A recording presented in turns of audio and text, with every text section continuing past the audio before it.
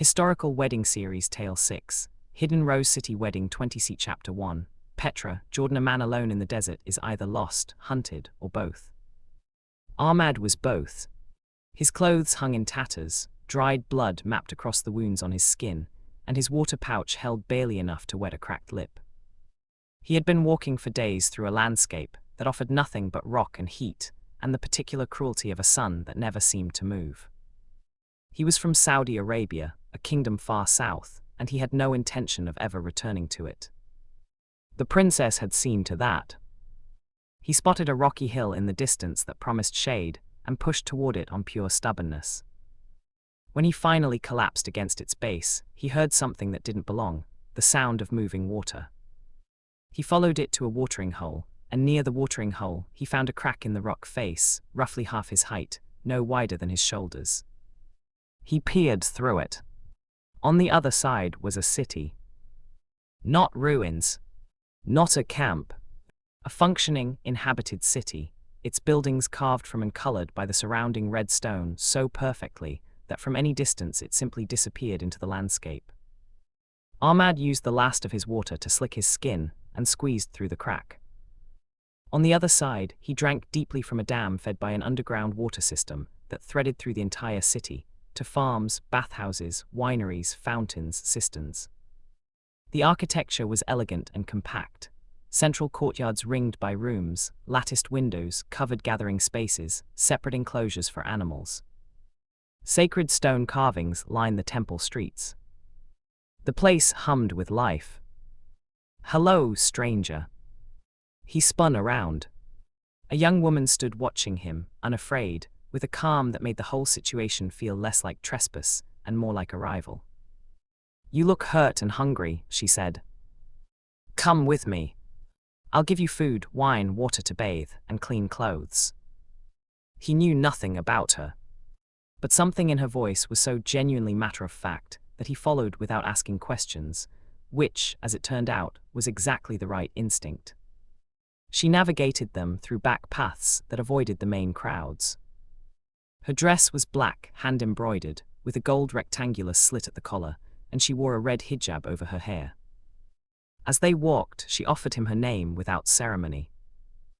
"I'm Nora, daughter of Rabble, keeper of the tombs." She paused for a reply. None came. "It's all right. You're new here. I only want to help." Her father's home was large and guarded, flowing white garments, three-piece head wraps, swords at the hip. The position of tomb keeper carried weight in this city, and that weight was visible in every detail of the compound. After a brief exchange with a guard, Nora led Ahmad upstairs to a room where an older man sat at a desk covered in scrolls. Rabble rose when they entered. His face was weathered, his bearing martial despite his age. He looked Ahmad over once, then gestured to a seat. "I am Rabble, keeper of the tombs, head of the few in Nabataean." He studied the stranger. "What is your name, Ahmad?" "Son of Mahdi. A wanderer from a faraway land." Rabble nodded and sent him with Nora to be fed, bathed, and clothed. Chapter 2. That evening, the men dined separately, seated in a circle with Rabble at the head. Ahmad, clean now and dressed in white dishdasha like the rest of them, told his story. He had served in the Saudi king's palace for 2 decades, an archer and swordsman, trained since boyhood. His father was the royal tutor, his mother a fabric trader, his younger brother a sculptor. He had been content with his place until Princess Nadia, whom he had once saved from a caracal attack at the market in Al-Baha, developed an attachment to him that he did not return. He was betrothed to another woman, Amina, and he had no interest in the princess beyond duty. Nadia did not accept rejection well.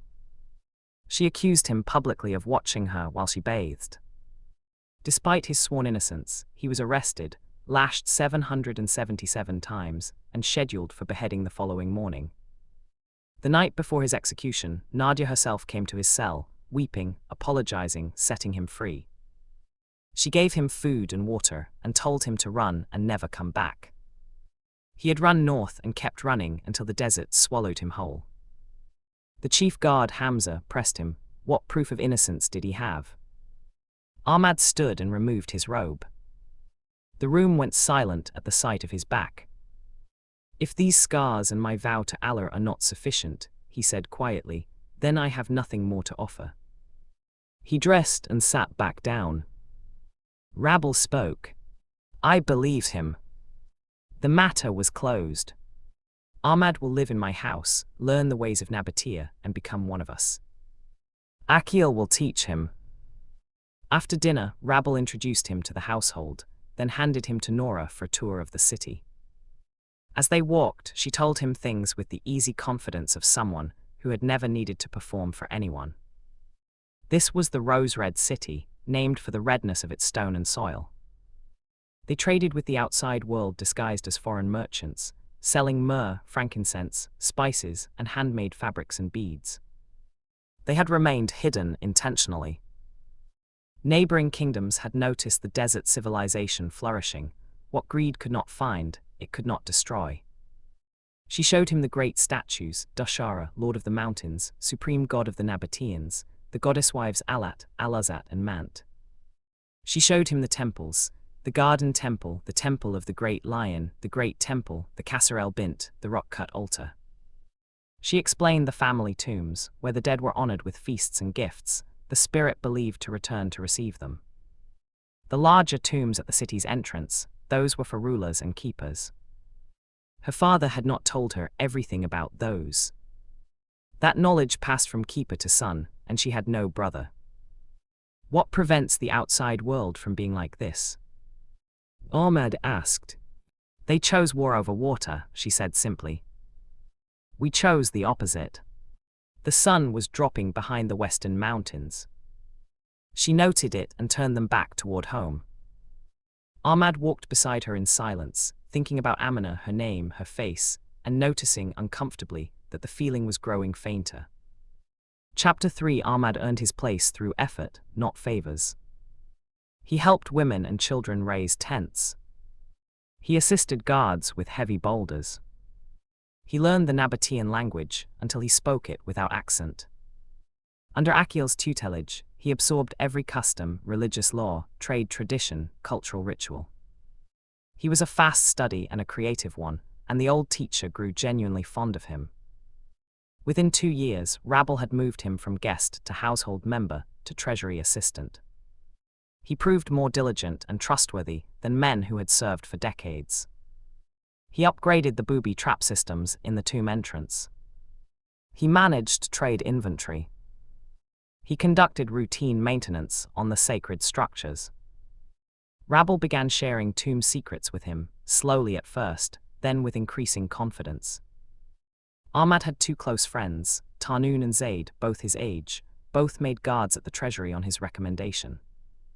Tarnoon had married a fabric trader named Haganu, and their young son shared the name of Ahmad's brother back in Arabia.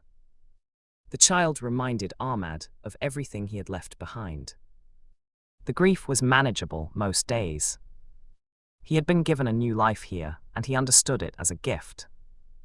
Nabataean had unusual qualities that Ahmad accepted without explanation. The people lived extraordinarily long lives, the elders well past 2 centuries, sustained by clean water, fresh food, and herbs the land produced in abundance. Rabble himself was in his mid-200s.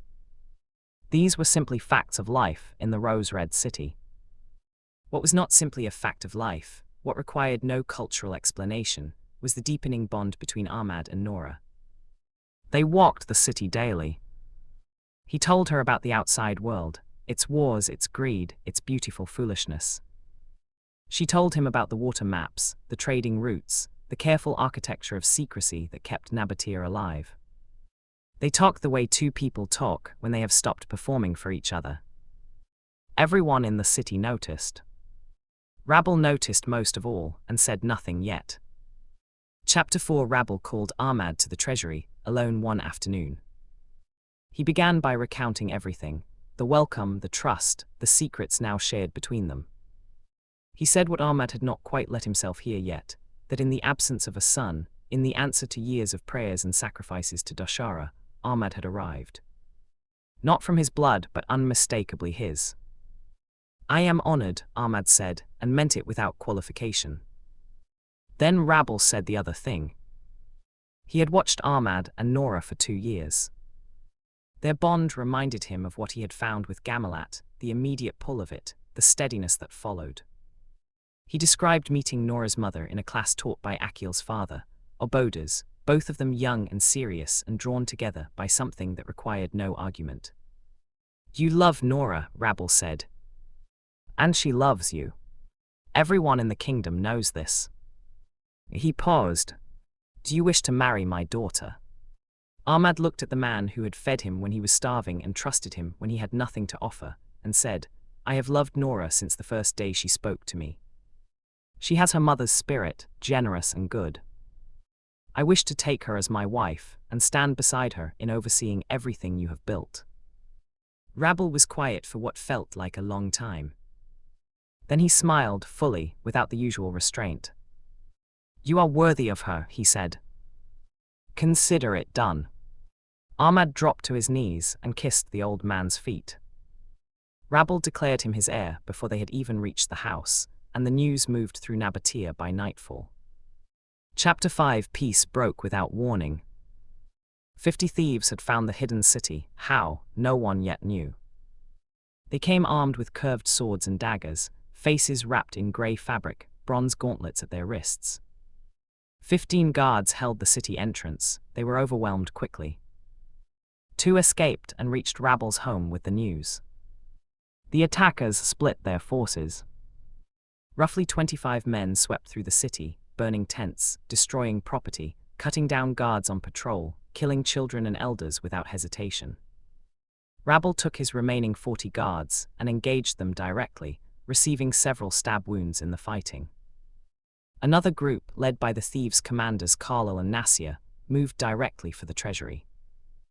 Ahmad and Tarnoon took 30 guards to the tomb. They found Zayd at the entrance, throat cut, multiple wounds to the chest. Ahmad and Tarnoon screamed their grief and charged. 4 more thieves emerged from inside the tomb to reinforce the 5 already there. Ahmad pushed through with the map, the only document in existence that charted the tomb's trap system. He deactivated them one by one as he moved deeper, not realizing he was being followed. Khalil and Nasir had watched him work and tracked his path through the disabled traps, waiting until he reached the main chamber. They had Nora. She had been taken that morning during her routine cleaning of the tomb entrance. She was on her knees, a dagger at her throat, tears running silently down her face. Khalil held her. Drop the stone, he said. Ahmad was holding a large teardrop diamond set into sandstone, the Dispel Stone, whose incantation he knew by heart. White diamonds sparkle, forever love. Gliding on the wings, pure like a dove. He dropped it. Khalil explained their purpose with the easy pride of men used to taking things. They had heard legends of a hidden city with both monetary and magical treasures. The massive quartz crystal embedded in the chamber wall, he said, would be their first acquisition. That stone is not ordinary, Ahmad said. You do not understand what you are removing. We are thieves, Nasir said. We do not need to understand, we take. Ahmad stepped aside. He ran to Nora and told her to leave, to find Tarnoon to get to safety, to help Rabble with the men outside. She protested. He held her gaze. It is my duty to protect this place, whatever the cost. Go. She went. The thieves wrenched the quartz from the wall. The chamber began to shake immediately, cracks splitting the stone around the empty housing, the ground trembling underfoot, the ceiling shedding debris. Khalil ordered a retreat, his men grabbing fistfuls of gems as they ran. Then the light came. The quartz served as a living map of the city's underground waterways, the veins of the place, the reason it existed at all in the middle of a desert. No one was to move it. That prohibition stretched back to the first keeper, a ruler named Aratus Roman IV Philopatris, and had passed unbroken from father to firstborn ever since.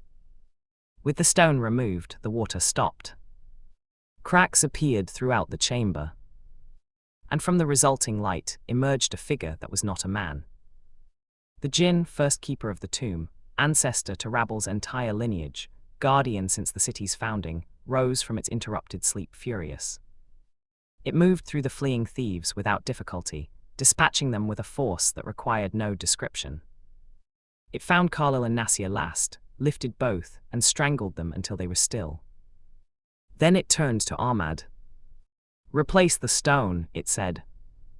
Ahmad did. The water returned. The cracks sealed. The chamber stilled.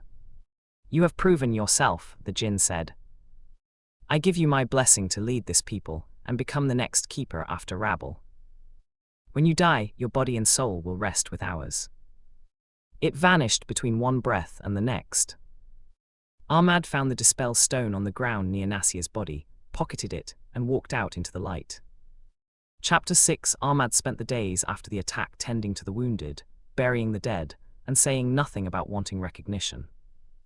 The city gave it to him anyway. Gifts arrived at his door. His name was spoken with the tone people reserve for those who have earned permanence. They built a statue on one of the red hills overlooking the city. He found it embarrassing and quietly magnificent. The wedding was arranged without delay.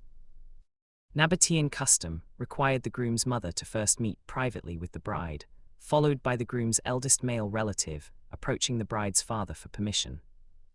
Ahmad had neither parent present. But Rabel and Gamilat had become his parents in every way that mattered, so the tradition bent without breaking.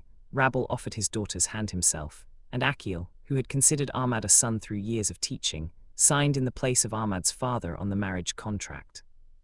On the morning of the engagement ceremony, Rabel and the elders distributed tea, coffee, and sweets throughout the household, while the women prepared Nora in the harem. They bathed her in rose-petal water, arranged her hair, and dressed her in a white embroidered gown with a gold rectangular neckline. Rhinestones lined the sleeves and hem. On her head, a black hijab with small flowers attached on both sides, a detail that distinguished her among all the female guests. Henna extended from her knuckles to halfway up her forearms in a black floral pattern, stalks branching into blooms. She smelled of something sweet that had no simple name. Ahmad hosted Tarnoon's family, and other close friends for lunch before the evening ceremony. Rabel's house held what seemed like every soul in Nabataea. They ate mandi, makluba, grilled masbai, imbek baka, and madfoon, men and women in separate rooms, as was their way. The noise was joyful and constant. Ahmad sat among his friends and felt, without trying to examine it, that his life had become unrecognizable from the one he had fled, and that this was entirely good. The marriage contract was signed in full view of the gathered witnesses. Rabel signed for the bride. Akil signed for the groom. Ahmad presented Nora with gold and silver coins as a formal declaration of his love and commitment. A tabla band struck up their rhythm, and the couple danced. Later, Rabel and Ahmad walked together to the ancestors' tomb, the large ones at the city's entrance, the graves of past rulers and keepers, and left offerings for the Djinn and the lineage it guarded. The city was whole. The water moved beneath their feet. They walked back to their wives in the warm dark of the rose-red city, content in a way that required no further words. Ahmad thought briefly of the crack in the rock face through which he had entered this place, the desperation of it, the strange grace. He thought of the desert that had nearly killed him, and the voice that had spoken to him from the other side. He had arrived with nothing. He was leaving the evening for the first night of a new life, with more than he had ever known to want.